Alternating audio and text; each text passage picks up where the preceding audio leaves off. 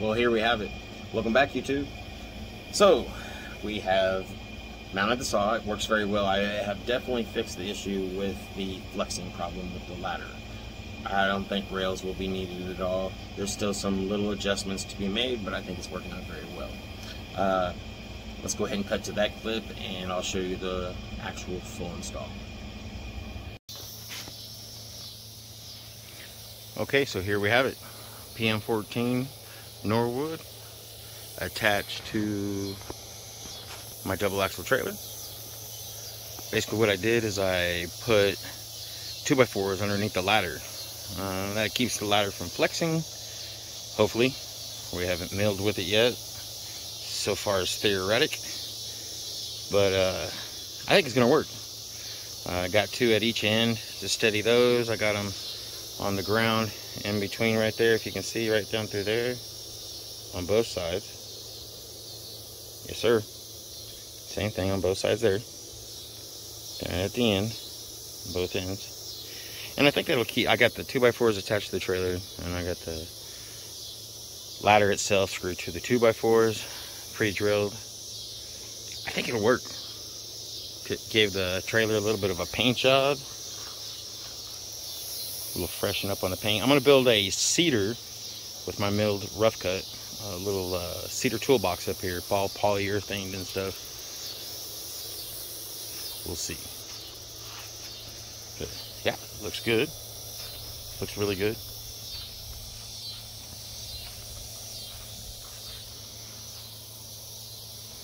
Got the Norwood attached to it. I don't have handlebars on it.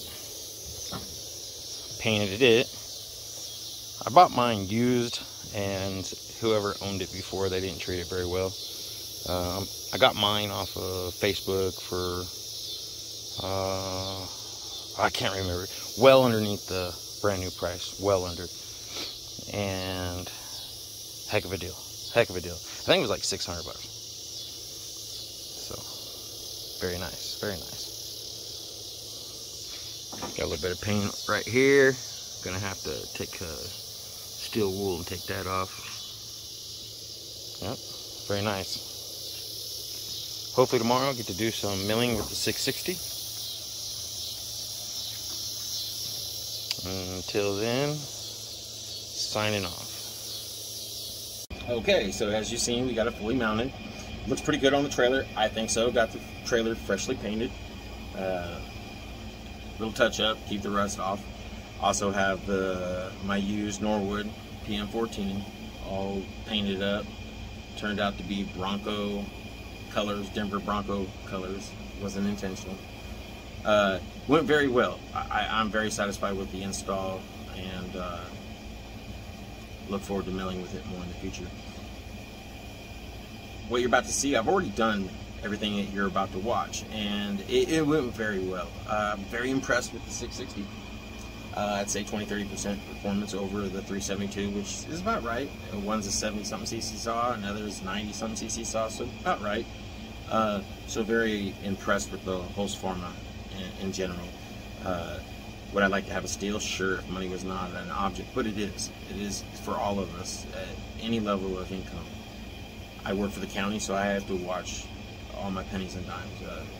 We don't make a lot of money. And so, but yeah, it worked well. I was very impressed with the performance. You know, I've watched lots of videos and reviews of the holzfforma saws prior to buying it, and I am very impressed. A lot of these men and women have really abused these saws in the logging industry and the milling industry. I mean, there a lot of milling hobbyists out there. These saws run for hours at a time milling. They are cutting them no breaks, so they're doing pretty good. These holzfformas have come a long ways with their clone technologies. It's terrorist fly, and so they're done really well. Like I said, I'd love to have a stihl, but it's just not in the budget. I could buy several of these saws for the price of the stihl. So far, I'm very happy with it. If I had, I'd give it a 5-star. I really would. My 372 next to it right there has held up very well, and I'm sure the 660 will too. I'd like to have the 880 one day, but we'll see how that works. Okay. But let's get right into the milling. Some of these milling clips are kind of long. I don't know. When I like watching milling videos. They're for some reason satisfying, and so. But feel free to fast forward them. You have my permission. But feel free to fast forward them. But here, let's get right into the milling. That's the real meat and potato. How does the saw perform in the cut? Again, like in one of my other videos, I explained that when I get into the cut, I go easy. A lot of these guys, especially with the Norwoods, they're wanting to force. You got the handlebar, so it's really easy to want to force it. Don't force it, man. Just let the saw do the trick. And shout out to Waldo. He does very well.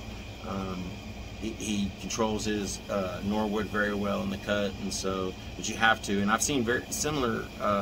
I have seen other YouTubers rather pushing their Norwood in the cut, and they are bogging them down. They just keep pushing into it. The 660, I have a tendency. I was filling it out. If you'll see in the clips, I did it a couple times. You're trying to fill the 372, man. This Husky clone, I can push into it, and I know that saw, and I know exactly what it's doing, and so it never happens. This 660, I'm learning, good saw though, hands down. So let's get into the milling.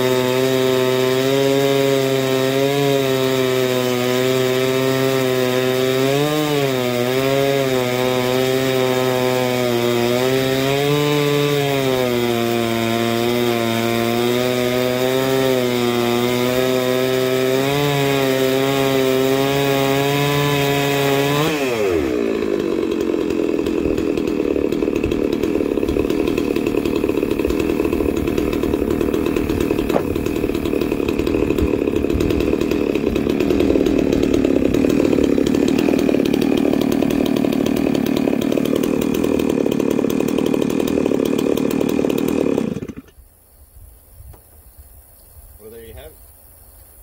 MS660, G660 on the pm14 Norwood. Did as good as I could expect. I'm impressed with it. The flexing of the ladder is done. That fixed it. The 2x4s definitely fixed it. I think with the hood on to the 660, you'll run into this with the actual steel as well. You'll run into the deal. So this is really as thin as you can go, it looks to me. Probably 1.5 inches, 2 inches board left, but that's a good looking board lift. The 3/4 board, 1 2-inch board, very small log. This I usually would use this for like a post or something. I was just testing the machines, but I still got 4 3/4 boards and a really nice 2x7. Definitely like, very impressed.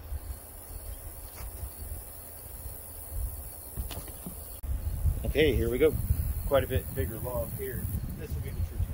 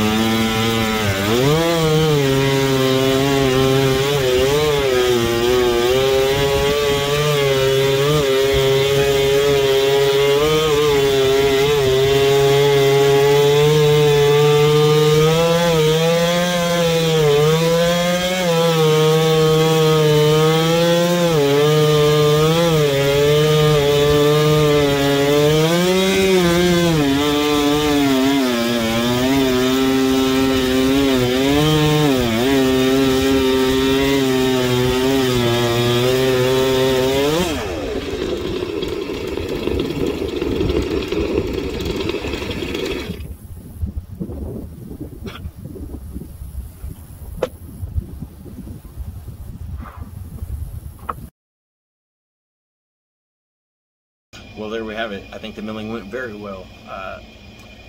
For me, this lumber here provides a way to fix up the old house that my wife and I, my daughter, and my elderly father lives in. The house was built somewhere in the 50s, I believe, maybe late 40s, in one town, and moved to this town. Some add-ons were done, so it's quite a large house. It's somewhere around 3,800 square feet, and so it gives me a affordable way to fix up the house with durable wood, with Eastern red cedar.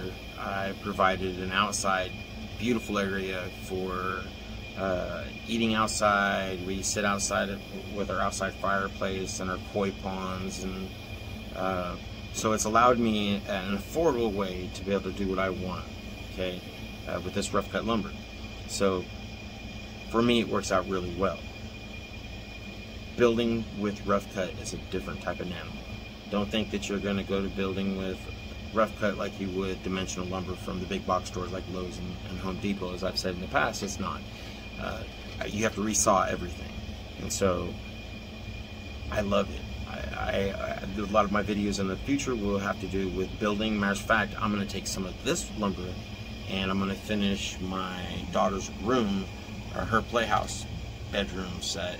It's basically like a cedar bed that has an upstairs where she can play and watch her TV, and so my wife and I are actually going to work on that today. We're going to get some footage, and I'll put some video together for that in the next few days.